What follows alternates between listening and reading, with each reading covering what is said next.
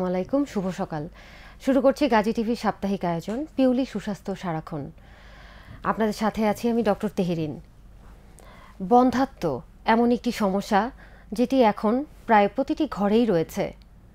একটি সময় পর দেখা যায় যখন স্বামী স্ত্রী একটি সন্তান চাচ্ছে কিন্তু কোনো কারণে হয়তো সন্তান হচ্ছে না। তো এই সমস্যাটা নিয়ে কি করে এটাকে আমরা হ্যান্ডেল করতে পারি বা কি করে এই সমস্যা থেকে পরিত্রাণ পেতে পারি, এই বিষয়টি নিয়েই আজকে আসলে আমরা কথা বলবো। এই বিষয়ে কথা বলার জন্য আমাদের মাঝে আমরা আমন্ত্রণ জানিয়েছি ডাক্তার ফারহানা করিম সেতু। তিনি ইনফার্টিলিটি বিশেষজ্ঞ এবং কনসালটেন্ট হিসেবে কর্মরত আছেন গাইনি ও অবস ডিপার্টমেন্ট, কুর্মিটোলা জেনারেল হাসপাতাল। চলুন আমরা ম্যাডামের সাথে কথা বলি। কেমন আছেন ম্যাডাম? ভালো আছি, ধন্যবাদ। ম্যাডাম, প্রথমেই আমি আপনার কাছে জানতে চাইবো যে বিষয়টি নিয়ে, সেটি হলো এই যে বন্ধ্যাত্ব, এই বন্ধ্যাত্ব রোগটি আসলে কি? আচ্ছা, বন্ধ্যাত্ব তখনই আমরা বলবো যখন কোনো দম্পতি 1 বছর কোনো গর্ভনিরোধ ব্যবস্থা ছাড়া একসাথে জীবনযাপন করার পরও যদি তারা কনসিভ করতে না পারছে, তখনই আমরা বলি যে এটা এখানে হয়তো বন্ধ্যাত্ব সমস্যা আছে। 1 বছর কেন বলা হলো? কারণ দেখা যাচ্ছে যে প্রাকৃতিকভাবে 80% কাপলই দেখা যায় 1 বছর মেলামেশার মাধ্যমে কনসিভ করতে পারে। তো that's take a large amount, 80%। তো বাকি যে 20% বাকি থাকে তাতে দেখা যায় যে বাকি 10%, টোটাল টেক 90। তো দেখা যায় সেকেন্ড ইয়ারেই তারা কনসিভ করে ফেলে।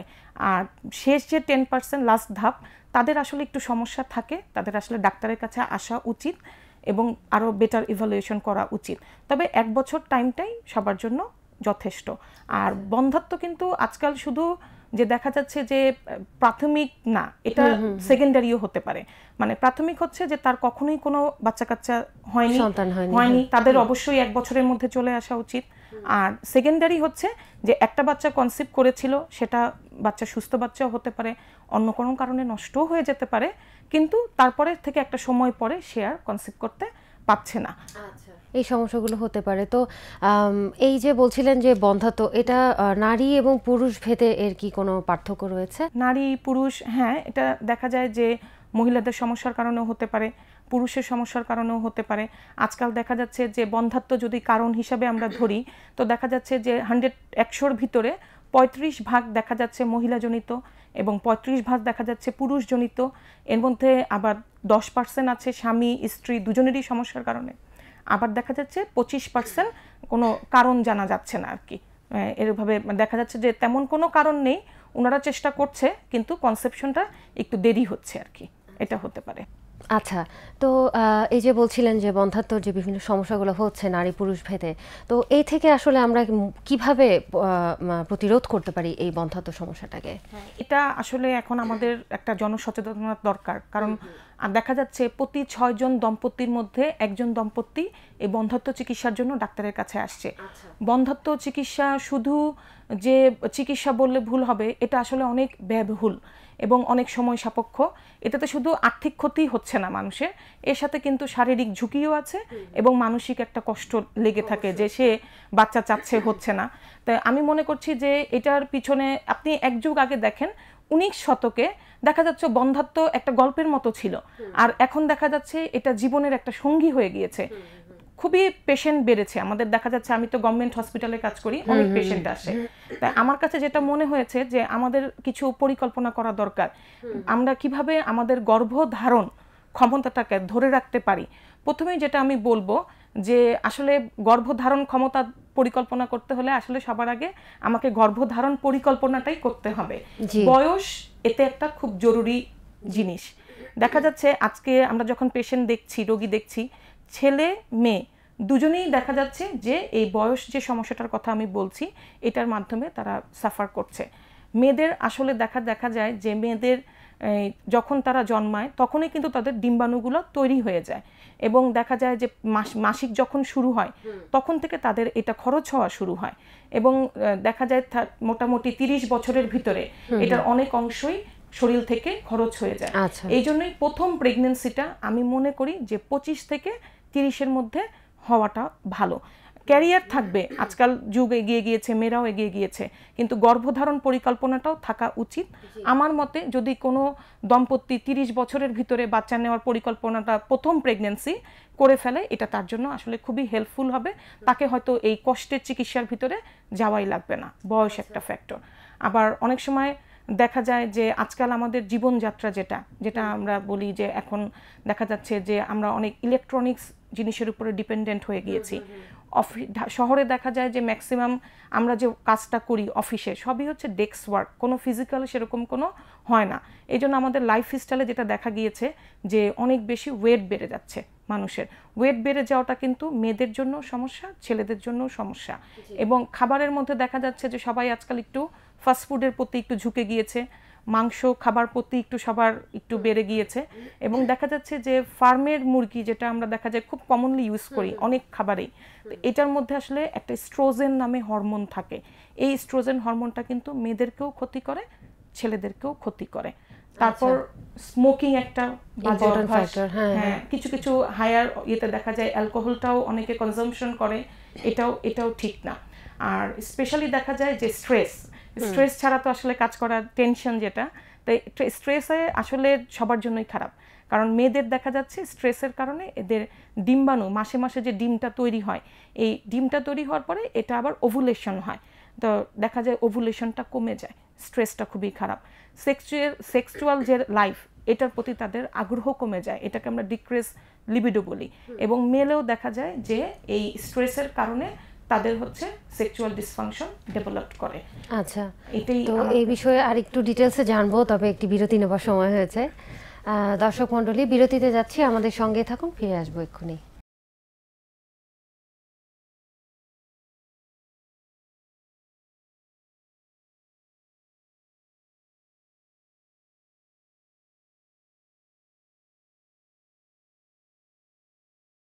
দর্শক, বিরতিতে আমাদের সঙ্গে থাকার জন্য ধন্যবাদ। আপনারা দেখছেন জিসকা ফার্মাসিউটিক্যালস নিবেদিত পিওলি সুস্বাস্থ্য সারাক্ষণ। আমাদের আজকের বিষয়ে বন্ধ্যাত্ব নিয়ন্ত্রণে জীবনযাত্রার ভূমিকা। চলুন আমরা ডক্টরের সাথে কথা বলি। বিরতিতে যাওয়ার আগে আমরা যে বিষয় নিয়ে কথা বলছিলাম, আপনি বলছেন স্ট্রেস একটা খুবই ইম্পর্টেন্ট ফ্যাক্টর একটা ছেলে এবং মেয়ের জন্য। তো এটার কারণে অনেক সমস্যা হচ্ছে, বন্ধ্যাত্ব জনিত সমস্যাগুলো হচ্ছে। তো আমি আপনার কাছে এই পর্যায়ে একটু জানতে চাইবো যে কোনো কাপল যদি 30-এর পরে, ধরে নিলাম যে 30-এর ভিতরে সে বাচ্চা হলো না, সন্তান হলো না, এরপরে যদি সে চিন্তা করে, তাহলে সেক্ষেত্রে তার কি কি জিনিস মাথায় রাখতে হবে, আর তার কি চান্স একেবারেই কম, বা সে কি আশাহত হবে নাকি? চান্স আসলে মানে সবার জন্য তো এটা সেম না, পেশেন্ট টু পেশেন্ট ভ্যারি করে। তাই যেটা আমরা বলি যে যদি 30-এর পরে কনসিভ করতে চায়, তাহলে ইনকেস মানে মহিলাদের জন্য ওজনটা নিয়ন্ত্রণ করতে হবে, ওজন নিয়ন্ত্রণ করতে হবে। আরেকটা জিনিস খেয়াল রাখতে হবে তার মাসিকটা, যে তার যদি মাসিক নিয়মিত হয় এবং তার যদি সেটা সবসময় একই রকম থাকে, অনেক সময় দেখা যায় যে মাসিকের অনিয়ম এটা হয়, আবার অনেক সময় মাসিকের যে ফ্লোটা সেটা কমে যায়। এটা মনে রাখতে হবে যে মাসিকের ফ্লোটা যদি কমে যাচ্ছে, মনে করতে হবে যে তার যে মানে গর্ভধারণ যে ক্ষমতাটা, এটা আসলে মাসিকের ফ্লোর উপরে ডিপেন্ড করে। একটা পেশেন্ট যখন আমাদের কাছে এসে বলে ম্যাডাম আগে ভালো হতো এখন কম হয়, তখনই আমরা এই জিনিসটাতে অ্যালার্ট হয়ে যাই। তার মানে তার রিজার্ভটা, যেটা আমি প্রথমেই বলেছিলাম যে বয়সের কারণে রিজার্ভ কমে যায়, এই রিজার্ভের একটা লক্ষণ কিন্তু মাসিকের ফ্লোটা কমে যাওয়া। তাহলে মাসিক নিয়মিত থাকলে, ওজন কন্ট্রোলে থাকলে, লাইফস্টাইল যদি এরকম হয় যে সে হাঁটাচলা করে, খাবারের মধ্যে সে ফাস্ট ফুড অ্যাভয়েড করে, অন্য যে বলি আমরা, দেখা যায় যে একটু বয়স বেড়ে গেলেই বিভিন্ন মেডিকেল যে ডিসঅর্ডারগুলো, প্রেশার, ডায়াবেটিক্স, এগুলো কিন্তু শুধু বন্ধ্যাত্বতেই না, প্রেগনেন্সিতেও অনেক সমস্যা করে। তো এই জিনিসগুলো থেকে যদি সে অ্যাভয়েড করতে পারে, তাহলে সে কিছুটা সময় নিতে পারে। তবে 35-এর পরে যত সুস্থই সে থাকুক না কেন, 35-এর মধ্যে পরিবারটা কমপ্লিট করা তার জন্য, বিশেষ করে গর্ভধারণ যে পরিকল্পনাটা, সে কয়টা বাচ্চা নিবে, এটা আসলে কমপ্লিট করে ফেলা উচিত।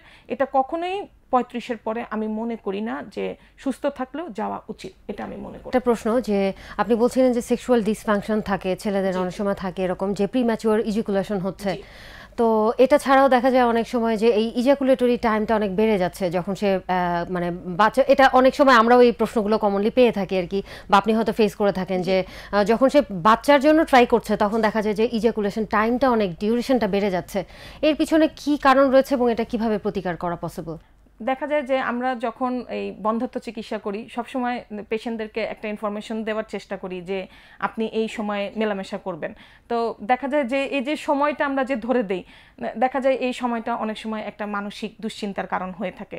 তো তখন দেখা যায় যে পেশেন্টের মধ্যে, বিশেষ করে হাজবেন্ডদের ভিতরে, যে এটা অনেকটা দেখা যায় যে রুটিন ওয়ার্কের মতো, কিন্তু আসলে এই জিনিসটাকে রুটিন ওয়ার্কে ধরে দিলে এটার আসলে আউটকাম, হ্যাঁ আইডিয়া দিতে হবে। আমি যেহেতু পেশেন্টকে ট্রিটমেন্ট করছি, আমি তাকে একটা প্ল্যানে রেখেছি, তো সে এটা পারফরমেন্স করতে হবে, কিন্তু খুব বেশি যে মেন্টাল প্রেশার যেটা করতেই হবে ওই দিন এই সময় এইগুলো বলে দিলে পেশেন্টরা আসলে স্ট্রেস ফিল করে। আমি মনে করি এই ইনফার্টিলিটির স্ট্রেসটাই তার ইজাকুলেটরি ডিসফাংশনের একটা বড় কারণ। আর ছেলেদের মধ্যে একটা জিনিস থাকে, একটা ইগো প্রবলেম থাকে, যে দেখা যায় তার ইরেকটাইল ডিসফাংশন আছে বাট সে এটা শেয়ার করতে চায় না। হাজব্যান্ডরা দেখা যায় চেম্বারে আসলে একেবারেই মুখ খুলতে চায় না, তার যে কোনো প্রবলেম আছে এটাই সে আমাদের সাথে শেয়ার করতে চায় না। ওয়াইফরা যদি বলে তখন সাথে সাথে বলে যে না আমার সমস্যা নেই, না থাকলে তার ট্রিটমেন্ট অফার দেওয়া যায় না। বাট এটা কিন্তু খুবই সাধারণ একটা সমস্যা এবং চিকিৎসাও কিন্তু খুবই সহজ। এটা যদি তারা এসে মানে একটু এগিয়ে আসতো, বলতো, এমনকি সিমেন অ্যানালাইসিসটা করাইতে হইলেও আমাকে বলতে হয়, ওয়াইফকে বলতে হয়, মানে অনেক বলা কওয়ার পরে তারা করতে চায়, নাহলে কিন্তু করতে চায় না। তো দেখা যায় এগুলো কিন্তু আসলে ট্রিটমেন্ট খুব ক্রিটিক্যাল না, ট্রিটমেন্ট কিন্তু খুবই ইজি। তার এই ইরেকটাইল ডিসফাংশন থেকেও বন্ধ্যাত্ব হতে পারে। তো সে যদি একটু সহজ একটা টেস্ট সিমেন অ্যানালাইসিস করে, এবং ইরেকটাইল ডিসফাংশনের সহজ কিছু মেডিসিন আছে খুবই অ্যাভেলেবেল, তো এটা যদি তারা নিয়ে এটা ঠিক করে তাহলে কিন্তু এই জিনিসটার অনেকটাই সমাধান হয়ে যায়। আর মেলে আরও কিছু জিনিস আমি মনে করি যে আমাদের লাইফ লংয়ে যেটা বললাম, ল্যাপটপ পজিশন, টাইট ক্লথসে যেটা হয় কি, আপনি খুব টাইট ক্লথ পরলে আপনার নিচের যে অংশটা ওইটাতে আসলে রক্ত সঞ্চালনটা কমে যায়। সেই রক্ত সঞ্চালন কমে যাওয়ার কারণে দেখা যায় টেম্পারেচার বেড়ে যাচ্ছে, শুক্রাণুগুলা ক্ষতি হয়ে যাচ্ছে।